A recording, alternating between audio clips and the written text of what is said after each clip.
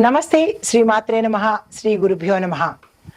ఖగోళ శాస్త్రంలో మనం ఎప్పుడూ చెప్పుకుంటున్నట్టే ప్రతి నెల, ప్రతి రోజులకు లేదంటే ప్రతి సంవత్సరము ఇలాగా గ్రహాలు తమ తమ దిశలో ప్రయాణాలు చేస్తుంటాయి. అయితే మనం ఇక్కడ తీసుకునేది ప్రతి నెల ఏ ఏ గ్రహాలు ఎట్లాంటి ఫలితాన్ని ఇస్తున్నాయి, వాటి యొక్క సంచార వివరాలు ఏమిటి, ఏ ఏ గ్రహాలు ఎన్నెన్ని సార్లు తిరోగమనంలో పెడుతున్నాయి, లేదా వక్రగతిలో పెడుతున్నాయి, లేదా సక్రమంగా పెడుతున్నాయి, ఇలాంటివన్నీ మనకి పంచాంగం ప్రకారము ఖగోళ శాస్త్రంలో నిక్షిప్తం చేసి ఉంచారు మన పంచాంగకర్తలు. దాన్ని మనము ఇప్పుడు మాసానికి అనుగుణంగా, వారాలకి అనుగుణంగా మనం ఏం చేస్తూ ఉంటామంటే ప్రజలకు తెలియపరచడం కోసము ఈ గ్రహాల సంచారం వల్ల ఎట్లాంటి ఉపయోగాలు ఉంటాయి, ఏమేమి పనులు చేసుకోవాలి, ఏమి పనులు చెయ్యకూడదు అనే విషయాలను మనము ఇప్పుడు ప్రస్తావించుకుందాము. అయితే ఈ మే నెలలో ప్రత్యేకించి చాలా గ్రహాలు అటు ఇటు తిరగడము, కొన్ని గ్రహాలు కలుసుకోవడము, ఈ వాటి ఫలితాలు ఆయా రాసుల వారికి, దేశానికి, అందరికీ వర్తింపచేసే, ఈవెన్ వాతావరణానికి కూడా వర్తింపచేసేటట్టుగా ఉండబోతూ ఉంటాయి. అయితే మనుషులు ఒక్కటే కాదు ఈ గ్రహాల వల్ల బాధపడేది. దేశ ఆర్థిక పరిస్థితి, రక్షణ విభాగము, న్యాయ విభాగము, పశుపక్ష్యాదులు, వాతావరణము, ఇలా ప్రతి ఒక్కటి కూడా ఇంపాక్ట్ పడుతుందన్నమాట. అంటే వాటి యొక్క ప్రభావము పడుతూ ఉంటుంది. అలాంటి సందర్భంలో ఇప్పుడు మనకి మే నెలలో నక్కను తొక్కే రాసులంట. అంటే మనకి నక్కను తొక్కడం అంటే ఏమిటి అంటే, అది మనకు వాడుక భాషలో అంటూ ఉంటాము, లక్కు కుదిరిందిరా, నక్కను తొక్కారా అంటుంటాం కదా. అంటే ఏంటంటే వాళ్ళకి విశేషంగా కలిసి రాబోతోంది. అది కొన్ని రాశులకి మిశ్రమ ఫలితాలు, మరికొన్ని రాశులకు మంచి ఫలితాలు ఇవ్వబోతున్నారు.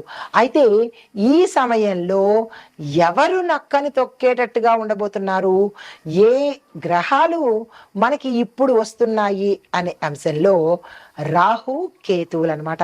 జనరల్గా అందరూ అనుకుంటారు రాహు కేతువులు చెడు చేస్తారు అని అనుకుంటారు. అవి నీడ గ్రహాలు అనగా ఛాయాగ్రహాలు, కీడు గ్రహాలుగా భావిస్తూ ఉంటారు. కానీ అవి కీడు గ్రహాలు కాదు, అవి కూడా మంచి చేస్తూ ఉంటాయి. అది ఏ గ్రహాలు మంచి చేసినా, ఏ గ్రహాలు చెడు చేసినా అది మన యొక్క కర్మ ప్రభావమే. గత జన్మలో కానీ ఈ జన్మలో కానీ మనం చేసుకున్న పాప పుణ్యము ప్రభావమే ఈ గ్రహాలు మనకి ఇస్తూ ఉంటాయి, ఫలితాలు ఇస్తూ ఉంటాయి. అంతేగాని అవేదో మన మీద కక్ష కట్టి చెయ్యవు. మనం ఏమి చేస్తామో అవి మాత్రమే ఇస్తాయన్నమాట. కాబట్టి ఈ సమయంలో మే నెలలో రాహు కేతువులు ఎలాంటి ఫలితాలు ఇవ్వబోతున్నారు అంటే, జనరల్గా ఈ రాహు కేతువులు నిదానంగా సంచారం చేసే, అంటే శని భగవానుడి తర్వాత అంత నిదానంగా నడిచే రాసులు గ్రహాలు ఈ రాహు కేతువులు అన్నమాట. అయితే ఈ రాహు కేతువులు ఈ మే నెలలో తమ రాశులను మార్చుకుంటాయి. ఇన్నాళ్ళు ఒక రాశిలో ఉంటే ఇప్పుడు అవి వేరే రాశిలోకి ప్రయాణం చేస్తూ ఉంటాయి. ఆ ప్రయాణ క్రమంలో ఎలాంటి ఫలితాలు ఇవ్వబోతున్నారు అనేది ఇప్పుడు మనం కూలంకషంగా తెలుసుకుందాము. అయితే మే 18 నుంచి మీనరాశిలోకి రాహువు, అంటే రాహువు మే 18న మీనం నుంచి కుంభంలోకి అంటే వెనక్కి వెడుతున్నాడు అన్నమాట. కేతువు ఏం చేస్తున్నాడు, కన్యా రాశి నుంచి సింహరాశిలోకి ప్రయాణం చేస్తున్నాడు. అయితే ఈ ప్రయాణ ఫలితంగా మనకి ఎలాంటి పరిస్థితులు ఉండబోతున్నాయి, దీంతో పాటు ఏ ఏ రంగాల వాళ్లకు దేశ కాలమాన పరిస్థితులు ఎలా ఉండబోతున్నాయి అనేది ఇప్పుడు మీకు వివరంగా తెలియపరుస్తాను. అయితే ఈ ప్రభావము మనకు విద్యా సంస్థల మీద, అంటే విద్య మీద ఎలాంటి ప్రభావం చూపిస్తోందంటే, దీని కారణంగా విద్యా వ్యవస్థ ఎక్కువగా ప్రభావితమయ్యి సాంకేతిక పరిజ్ఞానం మీద దృష్టి పెట్టేటట్టుగా ఉండబోతోంది. తరువాత ఉద్యోగ రంగం చూసినట్టయితే కనుక సాంకేతిక రంగాలలో ఎక్కువగా ఉద్యోగ అవకాశాలు పెరిగే దిశ కనబడుతోంది. ప్రభుత్వ రంగాలలో ఉద్యోగ నియామకాలు కూడా అంటే గవర్నమెంట్ జాబ్స్, ఇటు టెక్నికల్ గా జాబ్స్ ప్రైవేట్ పరంగాను గవర్నమెంట్ పరంగాను ఉండబోతున్నాయి. ఇది చాలా మంచి విశేషము. దీంతో పాటుగా వ్యాపార సంస్థలకు ఎలా ఉండబోతోంది అంటే కనుక ఈ మార్పుల ఆధారితంగా వ్యవసాయానికి సంబంధించినటువంటి వ్యాపారాలు ఎవరైతే చేస్తున్నారో వారికి విశేషంగా అభివృద్ధి దిశలో ఉండబోతున్నారు. అయితే తర్వాత వ్యవసాయంగా చూసినట్టయితే ఈ రాహు కేతువుల యొక్క ప్రభావం వల్ల చిరుధాన్యాల సాగు చాలా బాగా ఉంటుంది. దీనితో పాటు సేంద్రియ వ్యవసాయం లాంటి పద్ధతులు ఉపయోగిస్తే కనుక విశేషమైన పంటలు పండి రైతులకు చేతి నిండా ధనము, చేతి నిండా పని ఉండేలాగా ఈ రాహు కేతువులు అందివ్వబోతున్నారు. అయితే దేశ ఆర్థిక పరిస్థితి ఎలా ఉండబోతోంది ఈ సమయంలో అంటే కనుక వ్యవసాయ రంగంలో పెట్టుబడులు పెట్టేందుకు అవకాశాలు ఏర్పడతాయి. ప్రభుత్వ ప్రైవేటు భాగస్వామ్యాలు పెరిగే అవకాశం కూడా ఎక్కువగా ఈ సమయంలో కనబడుతోంది.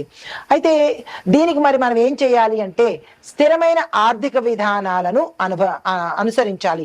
అంటే మాట మాటికి మారే విధానాలు కాకుండా ఒక కాంక్రీట్ విధానాల్ని తప్పనిసరిగా ఒక సిస్టమ్ ని మనం పాటించాలి. వ్యవసాయ రంగానికి తప్పనిసరిగా మద్దతు మన దేశ పరిస్థితులు కల్పించాలి. మన నాయకులు కానీ దేశ పరిస్థితులు కానీ వ్యవసాయానికి పెద్దపీట వేసి దానికి సంబంధించినటువంటి మౌలిక సదుపాయాలు, మద్దతుని, సపోర్టుని ఇవ్వాలి. అయితే రక్షణ విభాగం చూసినట్టయితే కనుక సైనిక రంగంలో సాంకేతికత ఎక్కువగా డెవలప్ అవుతుంది. అంటే టెక్నికల్ గాను డిజిటల్ గాను డెవలప్మెంట్ సైనిక విభాగంలో కనబడుతోంది. దీంతో పాటు సైబర్ భద్రత మీద దృష్టి తప్పకుండా పెట్టాలి ప్రభుత్వము. మనం ఏం చేయాలి అంటే కనుక అంటే ప్రభుత్వం ఏం చేయాలి అంటే కనుక సాంకేతిక పరిజ్ఞానాన్ని అభివృద్ధి తప్పనిసరిగా చేసుకోవాలి. దీంతో పాటు సైబర్ భద్రతా చర్యలు తప్పనిసరిగా తీసుకోవాలి. ఎక్కడ చూసినా డే బై డే సైబర్ నేరాలు ఎక్కువైపోతున్నాయి. ప్రజలకి మొబైల్ పట్టుకోవాలంటేనే భయం వేసేటట్టుగాను అది ఒక వెపన్ గా కనబడుతోంది. మాట్లాడాలన్నా భయం వేస్తోంది, ఒక ఏదైనా ట్రాన్సాక్షన్ చేయాలన్నా భయం వేస్తోంది. ఇంత భయానికి మొబైల్ వల్ల అంటే టెక్నాలజీ పరంగా పెడుతున్నాం కాబట్టి అట్లాంటి భయాన్ని ప్రజల నుంచి దూరం చేసేందుకు ఈ స్కామర్లని అరికట్టేందుకు ప్రభుత్వము నిర్ణయాలను తీసుకునే దిశ ఈ సమయంలో కనబడుతుంది. తర్వాత న్యాయపరంగా ఎలా ఉండబోతోంది అంటే కనుక న్యాయ వ్యవస్థలో డిజిటలైజేషన్ ఎక్కువగా మెరుగుపడుతుంది. న్యాయ సేవలు కూడా ప్రతి ఒక్కళ్ళకి అందుబాటులోకి వస్తాయి. అయితే దానికి మనం ఏం చేయాలి? మనము అంటే ప్రజలు అంటే ప్రభుత్వము న్యాయ వ్యవస్థను తప్పనిసరిగా డిజిటలైజేషన్ చేసేందుకు సహాయం చేయాలి. రెండో పాయింట్, న్యాయ సేవలు ప్రజలకు అందుబాటులోకి రావాలి. సామాన్యుడికి న్యాయము అస్సలు అందుబాటులోకి రావట్లేదు. చాలా మంది న్యాయ వ్యవస్థల్లోనే అన్యాయానికి గురవుతున్నారు. ఇది పక్కా సత్యము. ఎందుకు అంటే అక్కడ న్యాయం అనేది కనబట్టలేదు. అక్కడ వాళ్ళకే న్యాయం కనబడినప్పుడు ఇంకా సామాన్య ప్రజలకి న్యాయం ఎక్కడి నుంచి వస్తుంది? కాబట్టి న్యాయం అనేది ప్రతి ఒక్కళ్ళకి అందుబాటులోకి రావలసిన ప్రయత్నాలు ప్రభుత్వం తప్పనిసరిగా తీసుకోవాలి, తీసుకుంటుంది కూడా. ఎందుకు అంటే అట్లాంటి పరిణామాలు మనకి రాహుకేతులో తిరోగమన దశలో అలాంటి మార్పులు కూడా మనకి గోచరిస్తాయి. అయితే రాజకీయ పరంగా ఎలా ఉండబోతోంది అంటే కనుక కొన్ని రాజకీయాల్లో కొత్త మార్పులు చేర్పులు జరగబోతున్నాయి. కొత్త నాయకత్వము ఎదగబోతోంది. ప్రజల సమస్య మీద ఇప్పుడు ప్రభుత్వం ఏం చేయాలి? ప్రజల సమస్య మీద దృష్టి పెట్టాలి. దీంతో పాటు ప్రజల సమస్యలు సత్వరమే పరిష్కారం అయ్యేటట్టుగా చర్యలు తీసుకోవాలి. స్వచ్ఛమైన పాలనను ప్రజలకు అందించే ఏర్పాట్లు ప్రభుత్వం తీసుకోవాలి. ఇది న్యాయపరంగా. అయితే రాజకీయ పరంగా మరి వాతావరణ పరంగా ఎలా ఉండబోతోంది అంటే కనుక వాతావరణంలో తీవ్రమైన మార్పులు చోటు చేసుకుంటున్నాయి. అత్యధిక ఉష్ణోగ్రతలు, అత్యధిక గాలులు, ఉపద్రవాలు, తుఫాన్లు, తర్వాత భూకంపాలు, ఇలాగా ప్రతి క్షణము ఉత్కంఠతతో ఏది ఎండ ఎక్కువ ఉంటుందా, వర్షం వస్తుందా తెలియలేని పరిస్థితిలో వాతావరణం ఉండబోతోంది. మరి దీనికి మనం ఏం చేయాలి అంటే కనుక ఇది ప్రజలు చేసే పని.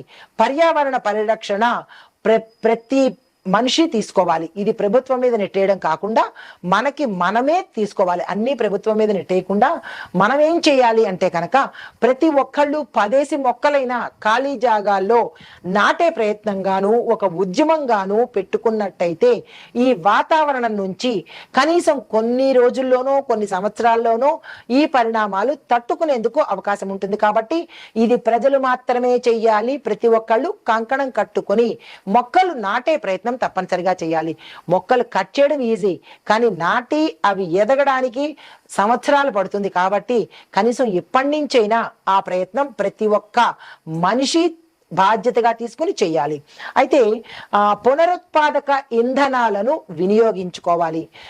అంటే ఎక్కువగా అదే ఇంధనాలను మనము వాడేటట్టుగా, కొత్తగా కాకుండా పునరుత్పత్తి దాని నుంచి ఇంకొకటి చేసేటట్టుగా అలాంటి ఇంధనాలను మనం కనుక వాడినట్టయితే కొంత సానుకూలమైన ఫలితాలు పొందుతాము. అయితే ఆరోగ్యపరంగా ఎలా ఉండబోతోంది అంటే కనుక ఈ కాలంలో అనారోగ్య సమస్యలు చాలా తీవ్రంగా కనబడుతున్నాయి. వడదెబ్బలు తగలడము, ప్రజలు చనిపోవడము, అతివృష్టి తుఫాన్ల వల్ల చనిపోవడము, భూకంపాల వల్ల చనిపోవడము, అంటే ప్రజా నష్టము చాలా ఎక్కువగా ఈ సమయంలో గోచరిస్తోంది. అది మనం చేసుకున్న తప్పే కాబట్టి అనుభవించి తీరవలసిందే. అయితే మనం ఏం చేసుకోవాలి అంటే కనుక ప్రతి ఒక్కరూ ఆరోగ్యకరమైన జీవన శైలి అనుసరించాలి. ఇది ప్రభుత్వ పని కాదు. మీరు ఈ ఆహారం తినండి, ఈ వంట వండుకోండి, లేదంటే ఈ డిష్లో తినండి అని ప్రభుత్వం చెప్పదు. ఇది మనకి మనమే, మన ఆరోగ్యం మన చేతిలోనే. కాబట్టి మనకి మనమే మన ఆరోగ్య శైలిని మెరుగుపరుచుకునేటట్టుగా చేసుకోవాలి. దీంతో పాటు వాతావరణ మార్పులకు అనుకూలంగా మన ఆరోగ్య సంరక్షణ మనమే చూసుకోవాలి. ఎవరో పక్కింటి వాళ్ళు చూడడమో, ప్రభుత్వం చూడడమో, ఎదురింటి వాళ్ళు చూడడమో చెయ్యరు. మన ఆరోగ్యం మనమే చూసుకోవాలి. అయితే కుటుంబ పరంగా చూసినట్టయితే కనుక ఆర్థిక ఒత్తిడులు ఎక్కువగా ఉంటాయి. అంటే డబ్బుకు సంబంధించినటువంటి ఇక్కట్లు ఎక్కువగా కనబడుతున్నాయి. వాతావరణ మార్పుల కారణంగా కుటుంబ జీవితము ఎక్కువగా ప్రభావితం అయ్యేటట్టుగా కనబడుతోంది. ఎందుకంటే ప్రతి కుటుంబంలోనూ అనారోగ్యము, రోగాలు, రొచ్చులు మరి ఉంటున్నాయి. ఇష్టానుసారంగా తినేయడము, ఇష్టానుసారంగా ఖర్చులు పెట్టడము, ఏది పడితే అది తినేయడము, కడుపుకు వేసేయడము, మరి దానివల్ల ఏమవుతాయి? మనకే నష్టాలు అవుతాయి. మరి దానికి తగ్గ ఫలితం కూడా మనమే పెట్టుకోవాలి, దానికి తగ్గ ఖర్చులు కూడా మనమే పెట్టుకోవాలి. అదన్నమాట సంగతి. కాబట్టి ఇక్కడి నుంచైనా జాగ్రత్తగా ఏది పడితే అది కడుపు ఉంది కదా అని ప్రతి చెత్త కడుపులో వేస్తే దాన్ని కోయించుకునే బాధ్యత కూడా మీదే అవుతుంది. కాబట్టి దానికి తగ్గ ఖర్చులు కూడా మీరే పెట్టుకోవాలి. ఆర్థిక ఒత్తిళ్లు ఎక్కువ అవుతాయి, అప్పులకు పెడతారు, అప్పులు తీర్చలేక చచ్చిపోవడాలు, ఉరులు, ఆత్మహత్యలు, ఇవన్నీ మనంతలో మనం తెచ్చుకునేవే. కాబట్టి చాలా జాగ్రత్తగా జీవితం అంటే సమన్వయంగాను సంతృప్తిగాను బతకడం నేర్చుకోవాలి. కానీ అత్యాశలకు పోయో ఏదేదో చేసేసి బతికితే కనుక అనర్థాలే చూస్తారు. అయితే దీనికి మనమేం చెయ్యాలి అంటే కనుక, అంటే ఇది ప్రభుత్వం చేసేది కాదు. ప్రతి కుటుంబం దగ్గరకు వచ్చి మీరు ఇలా ఉండండి, మీరు ఈ బట్టలు వేసుకోండి, మీరు ఈ తిండి తినండి అని కంచంలో వడ్డించదు. కాబట్టి మనమే ఏం చేసుకోవాలంటే కనుక ఆర్థిక నిర్వహణలో, అంటే మనకి 1,00,000 రూపాయలు వస్తోందని చెప్పి 10 లక్షలు ఖర్చు పెట్టకుండా మీ ఫైనాన్షియల్ బ్యాలెన్స్ ని మీరు చెక్ చేసుకోవాలి. దీంతో పాటు కుటుంబంలో సహాయ సహకారాలు ఒకరి మాట ఒకరు వినేటట్టుగాను చూసుకున్నట్టయితే ఇది ప్రభుత్వం పని కాదు, మన పనే గుర్తుపెట్టుకోండి. మీ ఖర్చులను తగ్గించుకునే ప్రయత్నం చేయండి. వాళ్ళు కారు కొన్నారని మనం హెలికాప్టర్ కొనడమో, వాళ్ళు హెలికాప్టర్ కొన్నారని మనం ఇంకో జట్టు కొనడమో ఇలాంటివి కాకుండా మనకి ఏది అవసరమో అది మాత్రమే కొనుక్కున్నట్టయితే ఖర్చులు కంట్రోల్లో ఉంటాయి. ఇవి మనకి కాలమానంగా ఈ రాహుకేతుల యొక్క సంచారం వల్ల జరిగే పరిణామాలు చెప్పుకున్నాము. తరువాత మేషాది ద్వాదశ రాశుల వారికి ఎలా ఉండబోతోంది, సమగ్ర వివరణ ఏంటి అనేది తెలుసుకుందాం. తదుపరి రాశి మీనరాశి. ఈ రాశిలో రాహు ధనస్సులోను, కేతువు మిథునంలోను సంచారం చేస్తున్నారు. అయితే ఈ సంచార ఫలితము విద్యార్థులకు విజయం తథ్యము. మీరు ఏ పని చేసినా, ఏ రంగంలోకి వెళ్ళినా, ఎక్కడ మీరు అటెంప్ట్ చేసినా మీకు ఈ సమయంలో సక్సెస్ సాధిస్తారు, అందులో డౌటే లేదు. అయితే ఉద్యోగస్తులకు చూసుకున్నట్టయితే ఆర్థిక లాభాలు, ఆకస్మిక ధన ప్రాప్తులు ఇలాంటివి ఎక్కువగా ధనానికి సంబంధించిన లాభాలు గోచరిస్తున్నాయి. మీ యొక్క పదవులకు సంబంధించిన లాభాలు కూడా కనబడుతున్నాయి. వ్యాపారస్తులకు చూసుకున్నట్టయితే కనుక భాగస్వామ్య వ్యాపారంలో లాభాలు వస్తాయి. భాగస్వామ్య ఒప్పందాలకు కూడా ఇది చక్కని సమయము, ఆ ప్రయత్నం చేసుకోండి. వ్యవసాయదారులకు చూసినట్టయితే వానాకాలపు పంటలను అంటే రాబోయే కాలంలో పంటలు మీరు ఇప్పుడే వేసుకున్నట్టయితే దానికి సంబంధించిన ప్రయత్నాలు చేసినట్టయితే విశేషమైన లాభాలు పొందే అవకాశం కనబడుతోంది. అయితే ఆర్థికంగా చూసుకున్నట్టయితే గతంలో చేసిన రుణాలు తీర్చుకునే ప్రయత్నం చేస్తారు, రుణ విముక్తులవుతారు. కానీ ప్రత్యేకంగా రుణాల జోలికి ఈ సమయంలో వెళ్ళకండి, మళ్ళా తిరిగి పునరావృతమయ్యే అవకాశం ఉంది. రుణాల జోలికి ఈ సమయంలో రాహుకేతు సంచార సమయంలో అస్సలు వెళ్ళకండి. అయితే ఆరోగ్యపరంగా చూసుకున్నట్టయితే జలానికి సంబంధించిన అంటే నీటికి సంబంధించిన ప్రాబ్లమ్స్ రావడము, తరువాత వాత రోగాలు వచ్చే అవకాశం కూడా ఎక్కువగా కనబడుతోంది.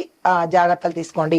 మీకు చెప్పదగిన పరిహారము గురువుకు సంబంధించిన ఆలయ దర్శనం చేసుకోండి, గురు పూజ చేసుకోండి. నవగ్రహ ఆలయంలో గురువుకు సంబంధించిన దానం కానీ జపం కానీ హోమం కానీ చేసుకున్నట్టయితే సానుకూలమైన ఫలితాలు పొందుతారు. ఇది ఈ రాశిలో ఉండే వారికి చెప్పదగిన గోచారరీత్యా ఫలితాలు, పరిహారాలు, సూచనలు. నమస్తే.